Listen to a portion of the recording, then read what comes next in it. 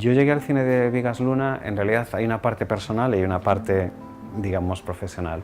La parte personal de Vigas Luna, que lo digo muchas veces en mis charlas, incluso en mis charlas académicas, es en realidad el cine erótico, ¿no? Entonces yo descubrí Vigas Luna a través de una película que se llama Bilbao, que es una película que se lanzó en el año 1978, se estrenó ese año, un año en que se levantó la censura franquista en España, y recuerdo que esa película tocó algo en mí, ¿no?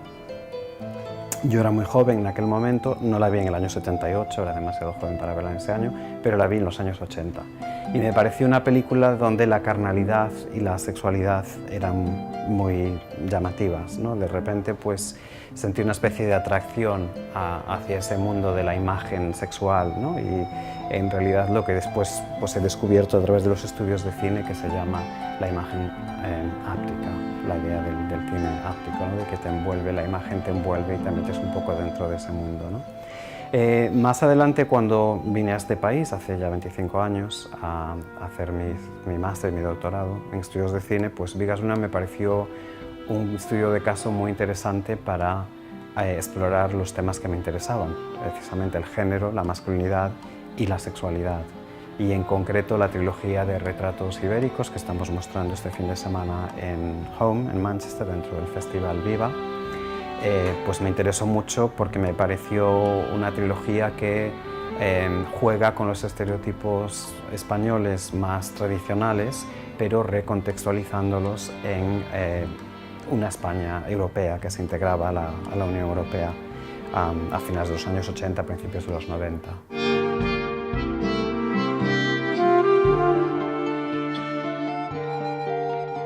Para mí el cine es una herramienta muy importante para conocer la sociedad y también para difundir la cultura de un país. En este caso yo trabajo en un departamento de estudios hispánicos, en una escuela de lenguas modernas, y entonces el cine para mí es un vehículo, como digo, de transmisión cultural y de identidad nacional muy importante, y de historia.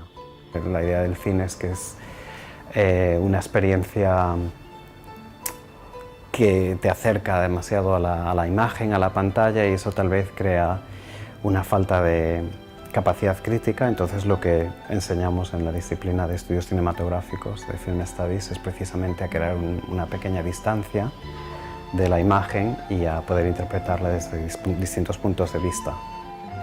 Me preguntabas mi línea de investigación. Yo pues en todos mis estudios de posgrado me he especializado en cinematografía, pero dentro de eso en estudios de género y sexualidad.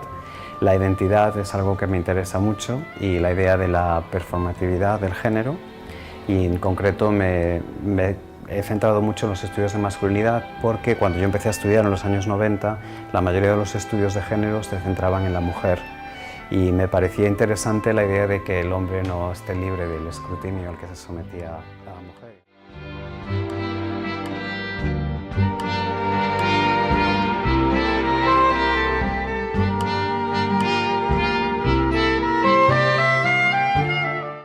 La exposición que estamos mostrando aquí en Manchester, en el Instituto Cervantes, que se llama Comedias Bárbaras, en inglés estamos llamando Barbaric Comedies, aunque el título está traducido de forma literal, es una exposición que Vigas Luna preparó en el año 2003 para una puesta en escena de las Comedias Bárbaras de Valle Inclán en Sagunto. Fue una obra muy polémica por diversas razones, con un presupuesto altísimo, muy extravagante, pero también muy provocadora, ¿no? Y donde la carne y de nuevo el género y la sexualidad jugaban un papel importante. Las obras que tenemos en esta exposición pertenecen a una videoinstalación, una serie de videoartes producidos por Vigas Luna en su taller a principios de los años 2000, como digo, estrenados en la obra de las Comedias Bárbaras, que se expusieron en una especie de pasillo que Vigas le llamó Galería Valle Vigas, porque obviamente las Comedias Bárbaras eran las Comedias Bárbaras de Valle Inclán, en el que se explora el tema de la carnalidad, de los fluidos corporales, tanto de la mujer como del hombre, y un tema que obsesionaba mucho a Vigas, que era los pechos femeninos, ¿no? Y la idea del amamantamiento de los bebés, ¿no? Entonces es una obra muy interesante porque juega pues un poco con la sexualidad, pero también con la idea de la maternidad. Tenemos, por ejemplo, las dos vírgenes, la Virgen Dolorosa, pero también la Virgen Lactatio, y es como un motivo que se repite a lo largo de toda la obra de Bigas Luna. En concreto en la película que también enseñaremos dentro del Festival Viva, que se llama La teta y la luna, donde pues, es un homenaje a la teta y también a la leche, y también juega con ese doble sentido de la leche materna como algo relacionado con el cuidado y la nutrición, digamos, pero al mismo tiempo como algo sexual. Dentro de esta exposición a mayores incluimos un vídeo que Bigas produjo para reproducirse en internet para un festival online que se llama, creo que es No Todo Cine, también en el año 2003, que se llama Collar de Moscas.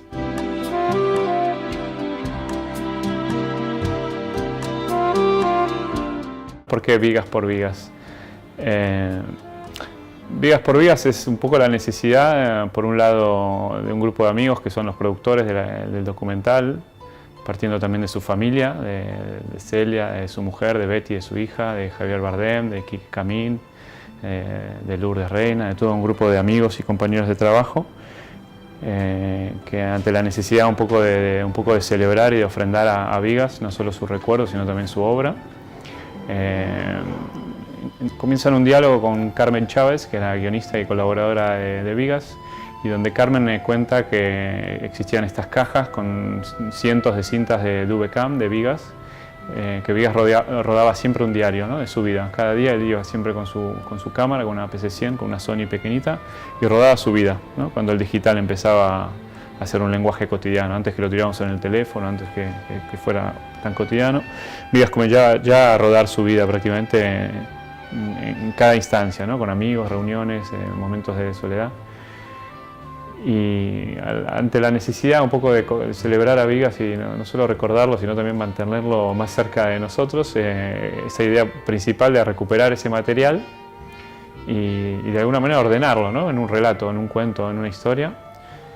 A veces durante el proceso de la película hubo un poco la tentación de crear una especie de ficción en base a esto, y siempre el relato mismo estaba siempre ahí, ¿no? Se trató siempre de un trabajo muy duro de ordenar todo este material, que eran prácticamente miles de horas de video, más todo el material que había en discos duros, de audios, de fotos, de pinturas. Fue un buceo muy emotivo en todo el mundo de Bigas y empezar a reconstruir esos años, ¿no?, esos años que habían sido compartidos. Yo a Bigas lo conocí en el 2001 y la película empieza un poco más, un año más tarde de esa época, pero siempre a partir de ese registro. Y básicamente es Bigas contándose a él mismo, por eso el título también.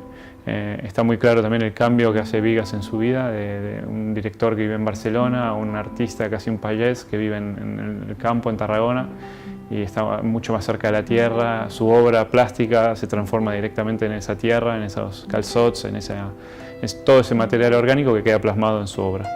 Entonces la necesidad de la película era esa, era un poco ordenar un poco todas las vivencias de Bigas que existían en ese material y poder compartirlas con todos aquellos que no conocían a Bigas y un poco celebrarlo.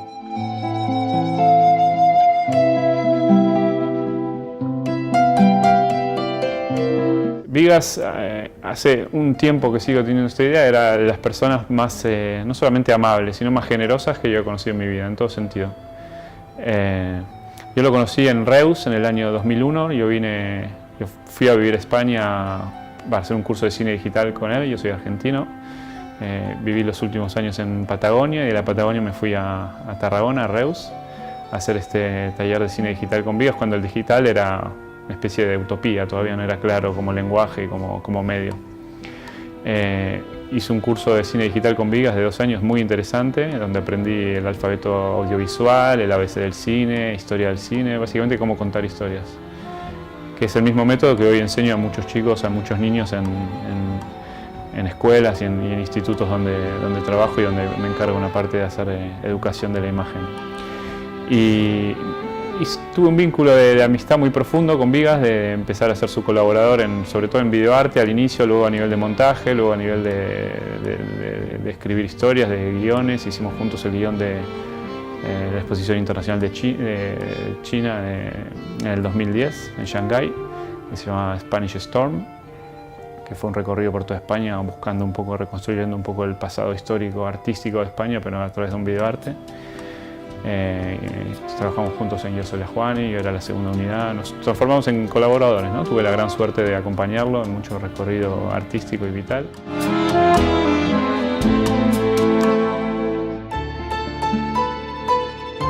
Pues cuando me preguntan por qué Vigas, ¿no? ¿Por qué la obra de Vigas tiene un significado tan especial y qué encuentro yo de particular o de interesante en la obra de Vigas? Creo que Vigas empezó como un diseñador industrial en la Barcelona de los 60, en la Sala Vinson, con el estudio Gris. Empezó con el mundo de la imagen gráfica, en ese lenguaje. Vigas contaba muchas veces sus encuentros con Dalí. Vivió una época de Barcelona y de España única, y poco a poco su lenguaje gráfico, artístico, fue transformándose en un lenguaje narrativo, ¿no?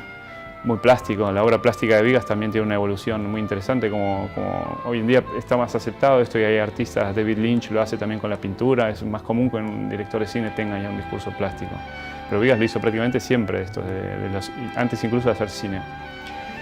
Y cuando intento explicar a la gente por qué la obra de Vigas hoy en día tiene este valor, creo que básicamente primero cuenta un momento clave de España, que fue a partir de que se levanta la censura en el 78 con Bilbao, que para mí a nivel de simbología de la imagen, o si queremos del valor inconsciente o surrealista o plástico de la imagen, es para mí uno de los puntos más altos de la historia del cine español.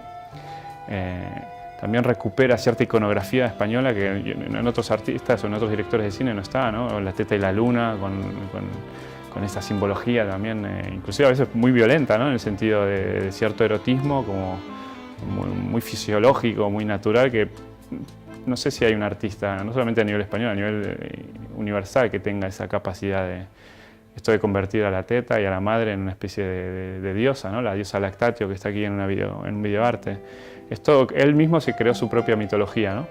Y yo personalmente lo encuentro decididamente interesante, inclusive para recorrer y también conocer la historia de España, la historia de su cultura, la historia de sus artistas. Creo que eso es uno de los valores de la obra de Vigas que encuentro más interesante y más particular.